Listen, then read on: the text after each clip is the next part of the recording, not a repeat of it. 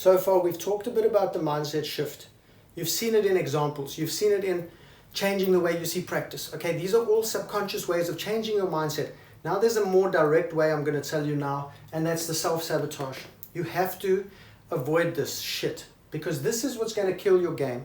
This is when people take the idea of what I'm saying with a bit of an ego filter, saying this can't work, this isn't going to work, how can it possibly work, blah, blah, blah. Then they'll go to the course and they'll hit the ball as hard as they can, not listening to a word I've said. They won't practice their short game. They won't even go to the range to hit those clubs and build them up to a level of confidence that enables them to break 100. And they'll say it's a load of crap. It's pat golf. It's not going to work long term. Blah, blah, blah. If you're going to self-sabotage yourself because you want to prove a point and prove what I'm saying wrong, that's your prerogative. But please be honest with yourself enough to know that you've done it. I'm giving you the best info. You go to the course, do your best with it, and I guarantee within 6 to 8 rounds you will have broken 100. I can guarantee it. You just got to hit the range, you got to hit the practice area a little bit between rounds, you got to groove a feeling, and you've got to understand that you're not smashing the ball, you're not hitting the driver, you're not playing like Dustin Johnson. It's a whole mindset shift, and part of it is to not sabotage, to prove a point that I may be wrong. If you want to prove that point, you will prove the point. So there's no need to try. I accept you are correct. You don't think it works, therefore it will not work. You believe it works, you go and you try it. Within 6 to 8 rounds, I promise you, you will break 100 and you'll be on your way to breaking 90 to start developing your game to a point where you can play even better, add more clubs to your bag, start to develop a skill level that you can then take forward with you. But self-sabotage to prove a point, it's the height of pettiness. So if you don't want to, don't try it. If you want to improve, try it with full earnesty and honesty. But self-sabotage to prove a point, that's on you. Play by yourself, because this is going to be a little bit unacceptable to 95% of people are going to reject this. And if you play with other people, you're going to be self-conscious about it, and they may even give you a ribbing about it, which doesn't help to learn. When you play by yourself, you're able to just go out there and just hit the shots and start to see how it works. You've got to do it for the first couple times, just by yourself if possible. If not possible, go out with someone like-minded, go out with a friend and just say, look, let's try a challenge. Let's go play a 4 or 5 club challenge. And then let's see how it works. You can't really do this with people you play with regularly who are from the driver crew who shoot 115 but live for the one drive that goes 300 yards. Because those people will sabotage you further. Because a lot of people will say things like, I play golf so I can hit those 200-300 yard drives in a round, and that makes it all worth it, even if I'm shooting 120. Well, see, the problem I have, players, is that people who say that, oh, I also play golf because I want to hit a par 5 green in 2, or go for the birdie or the hero shot, because pulling off 1 out of 50 or making 1 birdie out of 18 holes, but I shoot 115, that's worth it, that's fun. I understand that may be the case, but to be honest, unless you've signed a card for a 99 or a 98 after chasing the number for so long, you can't tell me what's fun and what's not fun if you're shooting in the 100 and somethings. If you want to break 100 and you sign that card for 97 for the first time, man, there's no better feeling. Nobody knows that feeling besides people who've done it. And when you finally do break 100 using the system, I want to warn you against something. That if you follow what I've said, you change the par, you change the green and regulation number, you don't count your score on the scorecard, you just keep your head down, you play the shots, you manage the course the best way you can, you 2-putt every hole, and you change your mindset. When you sit down to count up that card to see if you've broken 100 or to count your score, let me tell you that you will not just shoot a 99 or a 98. I can guarantee it. I can guarantee that the first time you break 100, you smash it. You make a 94 or 95. Because that's just how it works when your mind is not on the score. Your mind is on the process of getting the ball to the place you can hit it from.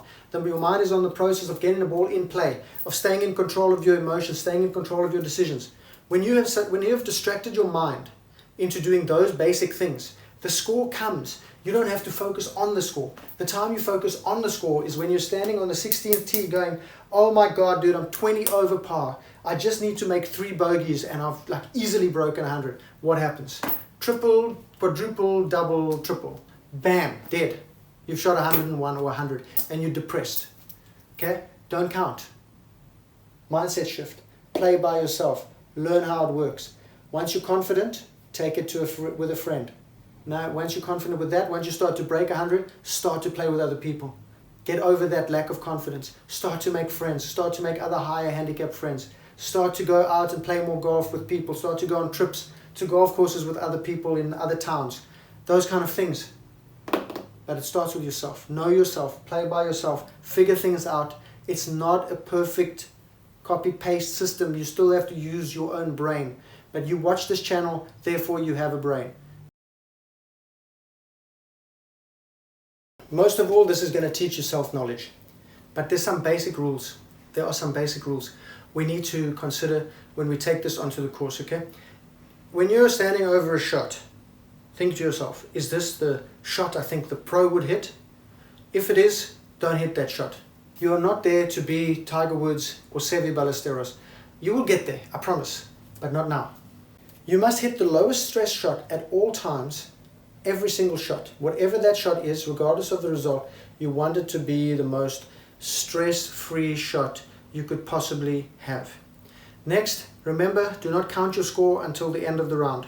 If you feel embarrassed hitting 7-iron over and over, imagine how embarrassing it is to hit 4 out-of-bound balls with your driver. Imagine how embarrassing it is to hit maybe even, I've seen some people even lose 20 golf balls on one round because of the driver, because of the long sticks, the trouble clubs. If you have trouble clubs and they destroy your game, you need to go and identify those clubs yourself, remove them from the bag and stop playing with them. I'm telling you now, I don't care what people say. They all say, oh, that's cowardly and you need to work on those clubs so that you can get better. Yeah, sure, go work on them away from the course. You don't bring trouble to the course. You don't do that. That's silly. That's for the practice range. Key, big key. You do not know anything about the golf swing. It's a harsh reality, but it's a delusion you need to get out of. You do not know what's wrong with your swing. You do not know what's wrong with anyone else's swing, and you do not know how to diagnose it, and you do not know how to treat it. If you are going to look for swing help, please just go see a good professional, because if you start diagnosing your swing and start adding things into it, you're going to destroy it before you've even started.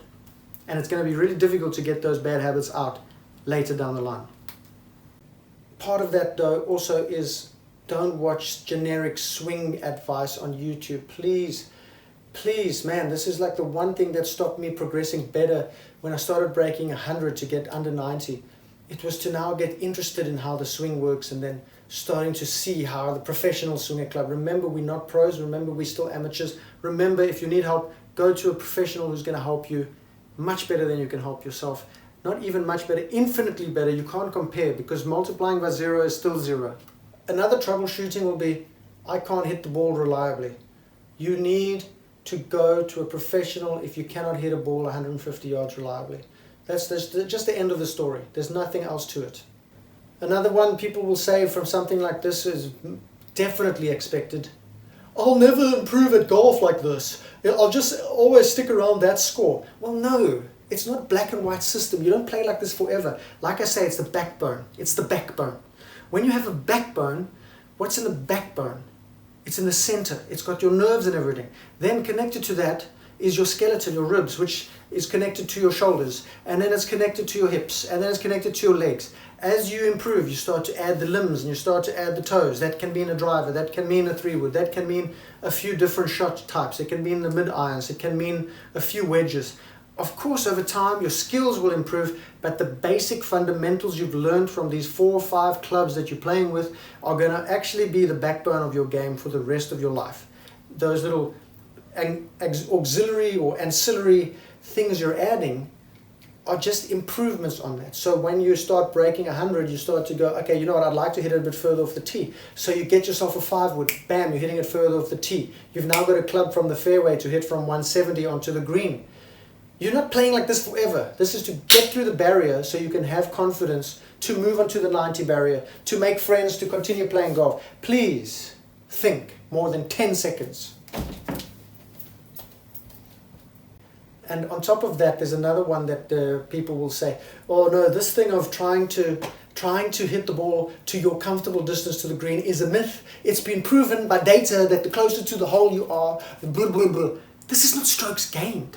This is amateur golf of someone who has low confidence. There's no strokes gained for confidence. Confidence comes from being comfortable, being used to a certain shot. That is why this works. Because if you're happy standing there knowing, oh, I hit this 80 yards, boom, every time.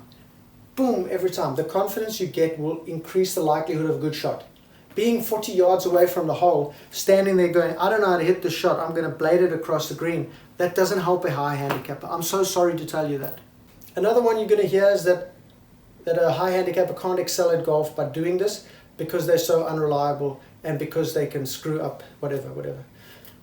I don't listen to any of that stuff because I know it's crap. I've played with so many high and mid handicappers. Most of the people commenting on it are either people in denial thinking that they're going to still make the PGA Tour with a handicap of 24, or it's people who are lower handicaps and they're now suddenly playing with a different game now because they're 7 or 6 handicap. They've forgotten what it's like to be a high handicapper. When you're a high handicapper, you don't know how to practice.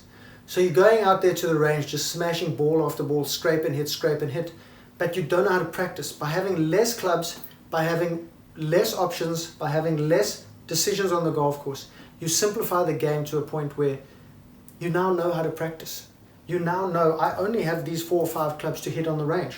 I know that I have to hit the practice facility where the chipping area twice as long as I do with the range. Once you do that, and you just go and learn to chip, and you just get a feel, and you start to learn how the ball reacts, and you start to see how it reacts on the putting green, and you start to do more practice than a single-digit handicapper does on the greens, and you start to go to the range, and you start to notice your ball flight with the same 4 clubs or 3 clubs that you're hitting on the range instead of going through your whole bag randomly and finishing with 45 driver shots. When you do that, you get an intimate knowledge of your game. You can take that forward, you can break 90, you can get into the 80s, you can even start shooting level par. I'm not here to sell you nonsense. I'm here to give you the facts. And this long presentation, while it may have been rambling at times and long at other times, just listen to it, try it out, go break 100. Let's be friends. I don't mind playing with people who shoot over 100. I've played with guys who shoot 125, 130. I've even played with guys shooting 140. Go out there, play better, make more friends, join other groups, be confident saying, hey, to the other single player, hey, do you mind if I join you? Because he might be just as insecure as you about his game. But spread the word, way of the player, stress-free golf, bare bones, break 100 system, easy life. Watch the videos in the description and in the pinned comment. It will free your mind. You will break 100. We are going to bring the world handicap down by 5 shots minimum. It was 3 shots. Now I want to bring it down 5 shots. We need to get the average world handicap down to 10. It's by thinking, by feeling, by being,